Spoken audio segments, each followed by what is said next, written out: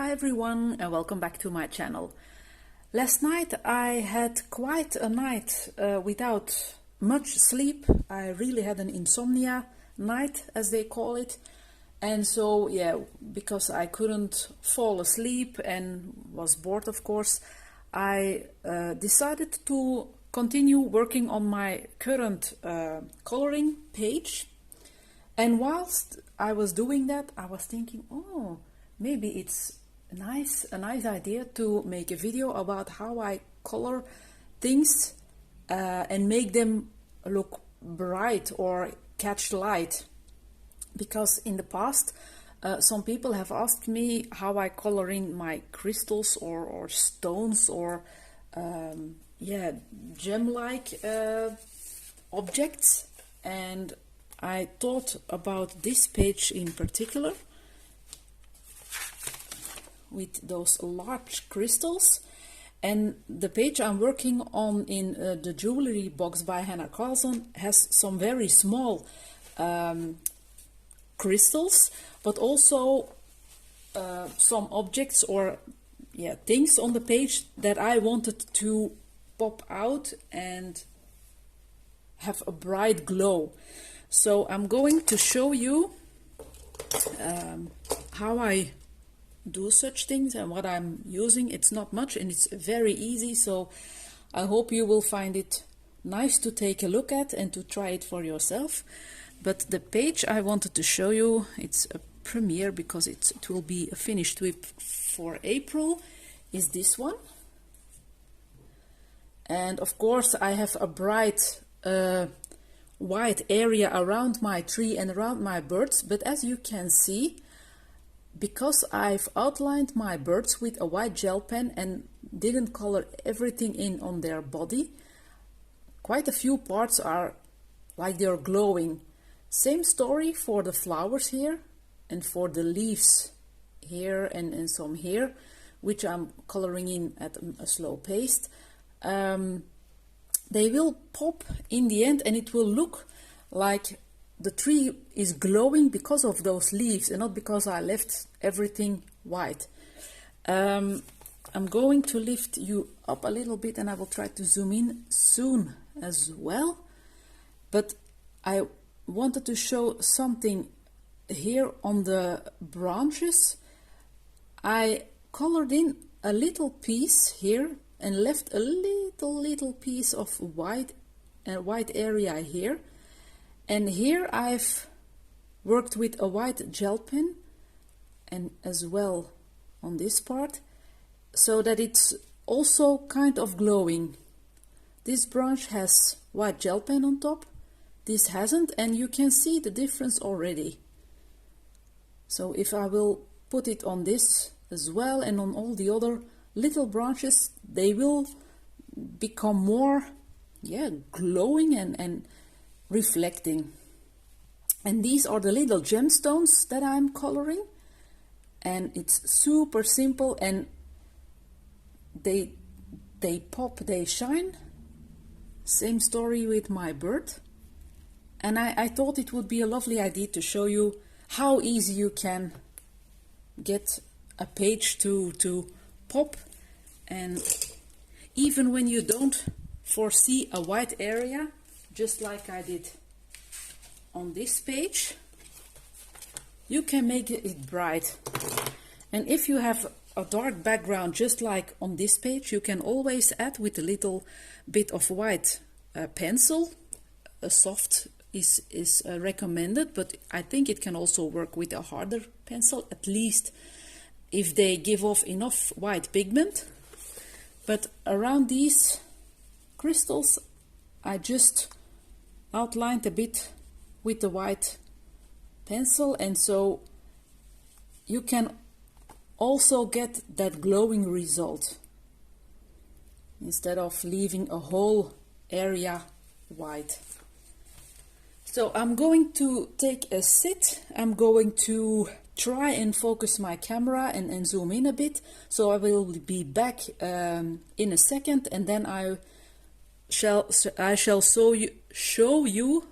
That sleep is taking its toll right now. I will show you how I color in those leaves. It's very, very simple, and how I do those stones.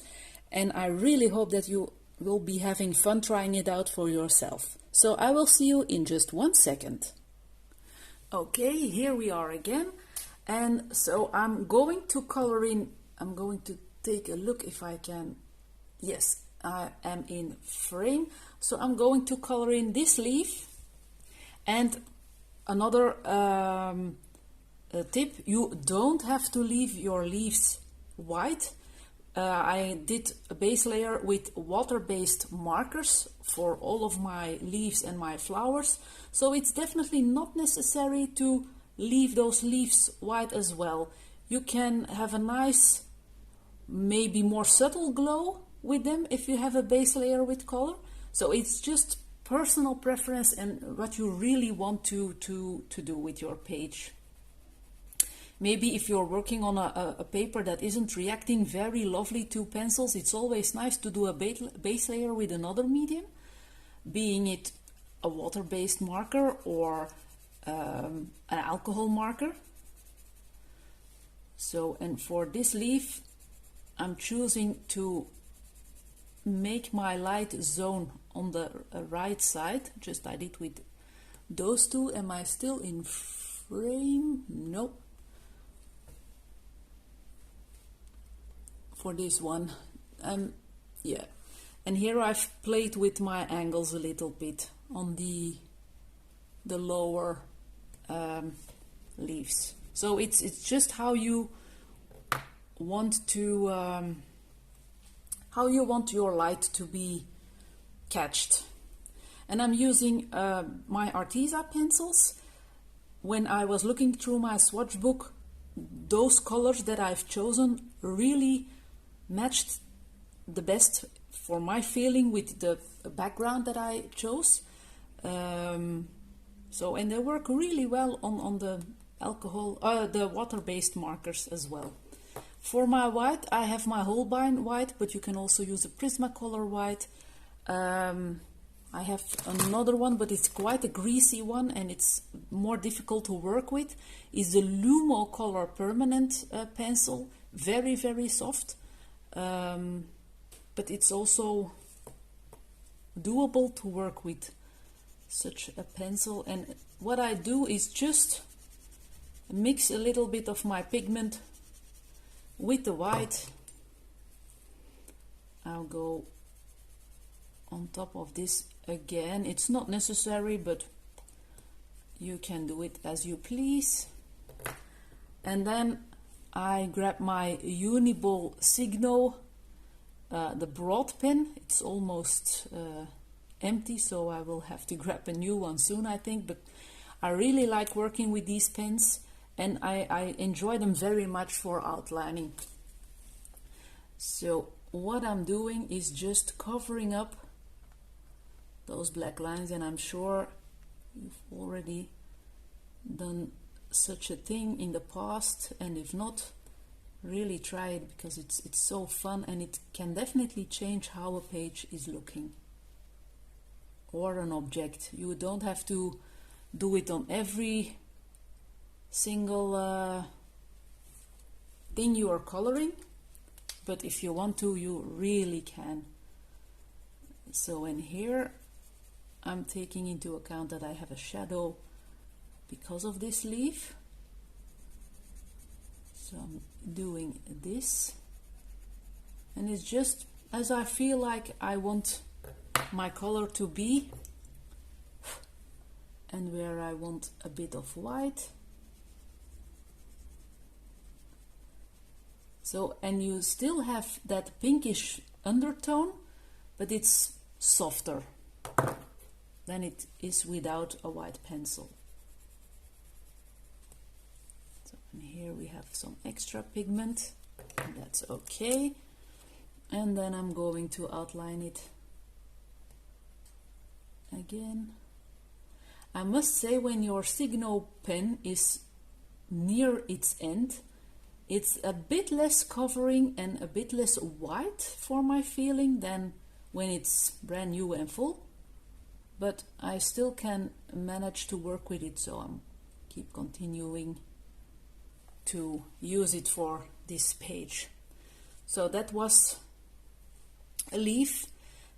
Same technique for this one. So now I will be choosing this leaf, and I do another technique to color this in. I start at a corner and I leave an area in the middle where I do my white pencil, or use my white pencil. And as you can see, I can still scratch the Signo pen, but you can recover it afterwards. So same story, just blend it in, make it softer. If you want to re-add some pigment, you can definitely do so. And then we are using the white again. So I'm retracing this a little bit.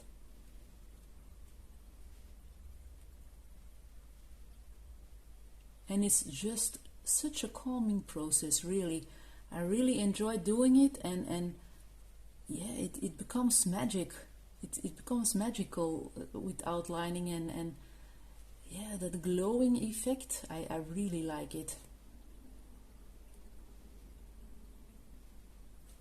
And then I'm doing a little bit of covering up those extra details, but it's definitely not a problem if you still see a bit of that black. Depending on the color you are using, your white Signo can transform a little bit, because here it's turning out a bit pinkish. It also turned out a bit pinkish here as well, but I don't mind.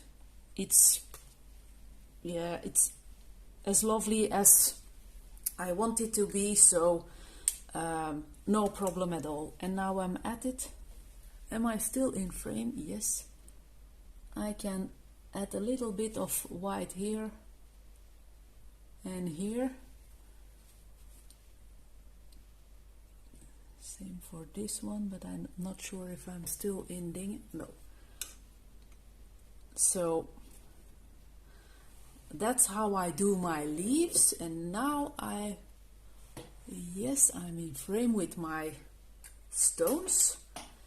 So now I will be taking the same purple, because I'm willing to make the stones have the same colors as my leaves. So I'm going to grab this color, and what I do is I never color them in the same direction. So if I'm starting here at the bottom, I won't be coloring this at the bottom and this.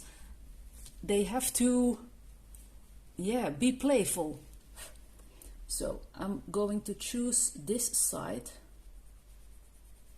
and I leave a lot of white here. For this one, I can start at the bottom. Okay, here I'm going to choose this side. Of course, sometimes you will have corners that are close to each other, but that's not a problem at all. For this one, I'm going to take this corner here, and for this one I'm using this corner. Okay, so, and now I'm always using one color. You can, especially on those little things here, of course, if you have a very large stone and you want to use 3 compatible colors or 4 or whatever you like, of course it's not a problem at all. But on these small stones, I'm simply using one color, and after the outlining, it's a magical stone. I really like that effect. And it's turning pink already, but that's okay.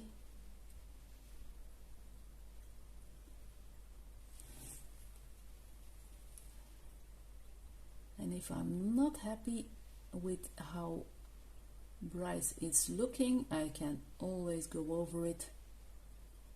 That's no problem at all. So that's one. Now I will be coloring in the neighbor stone. For this part I'm going to start here, and then it's just as I think it would look nice, and hop.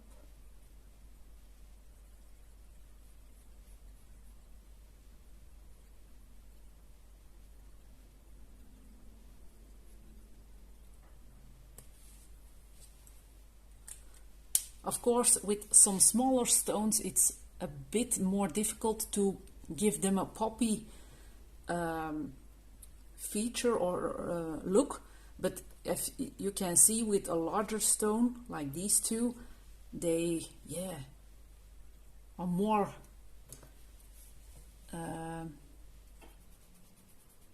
they grab your attention more, I shall say.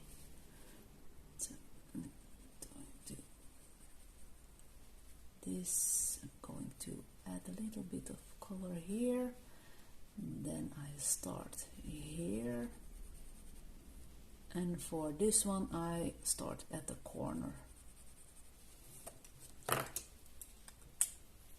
Oh, and I can do this one. I start here, I do one there, and a little bit here. That will be tricky to outline, but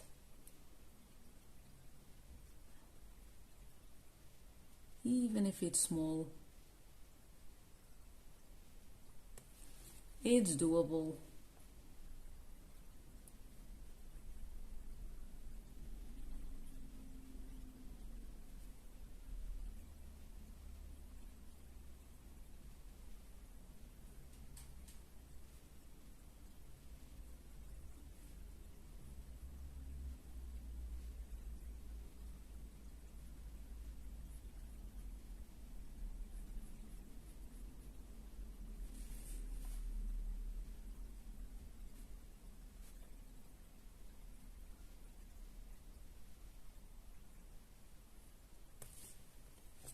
So, okay, that's how I do my stonework.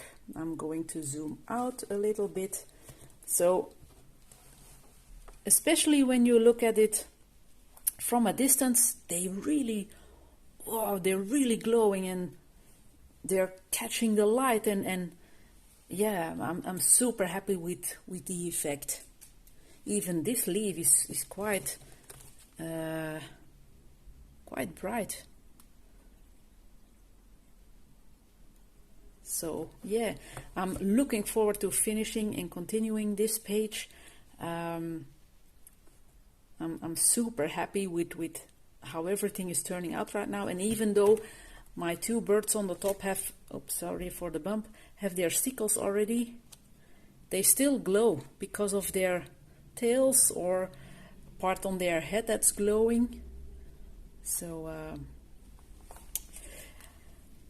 okay, that was it. I really hope you liked this little video.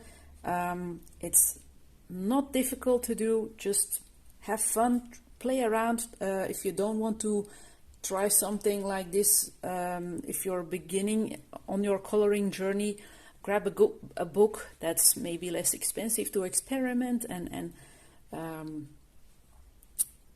just play around, have fun, and it will be, yeah, a super nice journey to try out. So I'm going to say goodbye for now. I hope you will all have a lovely Easter weekend, and I will see you in another video. Take care, everybody. Thank you for watching. Bye.